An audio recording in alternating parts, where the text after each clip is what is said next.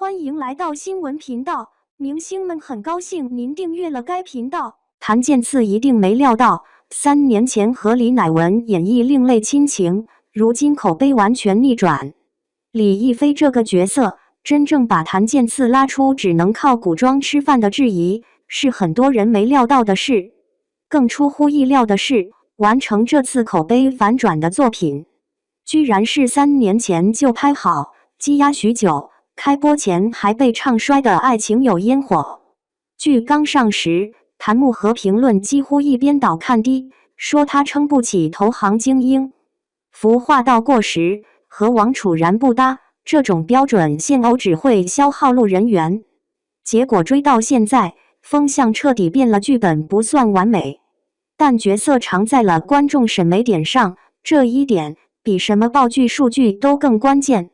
先说这条最抓人的线，李亦菲和钱飞这对事业搭子。爱情有烟火挂的是爱情剧的招牌，更新到一半，男女主还都埋头在 IPO 项目里，恋爱线几乎停摆。但很多人没走，原因不是磕不到糖，而是职场戏出乎意料的扎实。钱飞被上司方云拉进山立方上市项目组，表面是提拔，实则是想把他变成棋子，替自己扛合规风险。李亦菲本来就是这个项目的核心保带，两人被迫天天同组共事，形成一种很少见的专业互补型男女主。钱飞盯业务细节，揪出虚增30%营收，隐瞒关联交易这一串核心造假线索。李亦菲则从应收账款异常入手，帮他把所有异常节点串成完整证据链，摸清汪若海财务造假的来龙去脉。一个负责把问题翻出来，一个负责把问题证成铁案。这种写法比很多职场剧里靠吵架推进剧情要有说服力。后面钱飞写招股书方案，直接把连续3年亏损的新兴世界从上市主体剥离，扫清山立方上市的核心障碍。李亦菲则提前把他的方案打印备份，同步给上级，既帮他留证据，规避甩锅，又第一时间去找实控人料金山周旋。在钱飞酒局上实话实说之后，把快要崩盘的项目稳下来，直到最后，两人把造假线索提交监管，既守住职业底线，又保住了山立方整改后的上市资格，把整个 IPO 从烂摊子收回到合规收官。这条线既是职场爽点，也是李亦菲这个角色精英但不悬浮的底座。反过来看，让风评反转的关键，其实不在精彩的投行业务，而在这位落魄富二代的生活侧面。刚开播时，许多人拿谭健次的身形、气质和传统霸总模板比，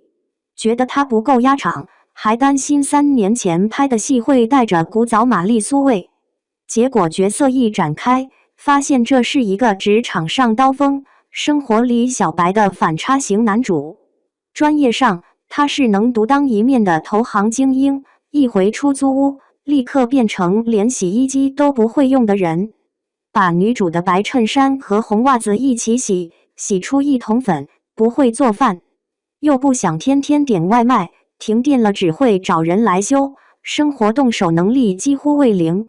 这类设定如果演不好，很容易变成刻意卖萌。但谭健次在这里把毒舌傲娇和生活废柴的比例拿捏得刚好，嘴上时不时在钱飞面前提到富二代身份，强调自己不一样。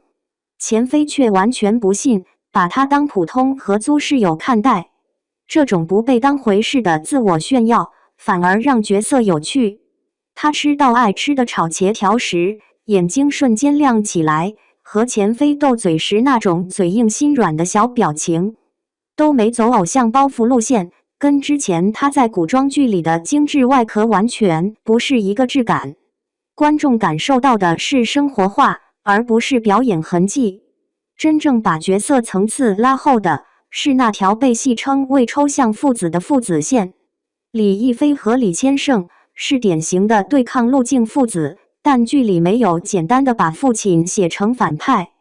他父亲李千盛是千盛集团掌舵人，业务覆盖投行、资本运作等核心金融领域。筹备上市时资产规模在民营资本里属于第一梯队，是剧里设定的顶级富豪级别。这样的人对事业有绝对掌控欲，对儿子也一样。李亦菲想靠自己的能力在投行打拼，不愿回家接班，父亲则派人监视他的一举一动，用强势施压逼他回家，最后闹到李亦菲彻底出走，独自闯荡。从设定看，这是一个妥妥的富二代，资源和背景全都在，只是他主动选择走难的那条路。李千盛那句"我只允许我自己打压我儿子，别人不行"，非常典型地呈现了中年父亲的矛盾，嘴上是控制欲，骨子里是占有式的爱。剧里还有一笔，李千盛用自己受伤骗李亦菲回家，并准备投资他所在的公司夫拉西达，一直在调查山立方这种对手项目。这些动作既是商业上的博弈，也是他在绕路保护儿子。49岁的李乃文和谭健次对戏时，两人气场并不冲突，父子之间的针锋相对，既有权力博弈，又有情感拉扯，这让抽象父子这个调侃标签背后藏着一种很现实的代际关系。这条父子线反向解释了为什么李亦菲在投行业务上那么专业。她不是凭空出现的打工人，而是有能力、有背景，却偏要证明自己可以不靠父亲的精英。这种底层设定对谭健次来说是陌生的类型。他之前被大部分观众记住，还是靠《猎罪图鉴》里那个安静细腻的画像师，性格克制，有点闷，情绪都藏在眼神和微表情里。再往前，很多人对他的认知停留在古装剧里，觉得他是古装脸，现代戏撑不住氛围。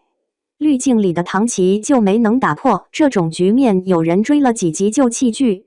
对角色和故事都不买账，滤镜一度被视为消耗路人缘的案例。也正因为有滤镜这种前车之鉴，爱情有烟火开播时，不少人直接预判它会成为第二个路人缘黑洞。积压3年，现偶标签，投行精英设定，再配一个当时也处在争议中的女主王楚然，组合在一起，看上去更像一场风险实验。但这次反而成了他演艺路线上的拐点，不是那种靠爆款数据刷屏的拐点，而是靠演什么像什么的稳定感完成的一次风向转变。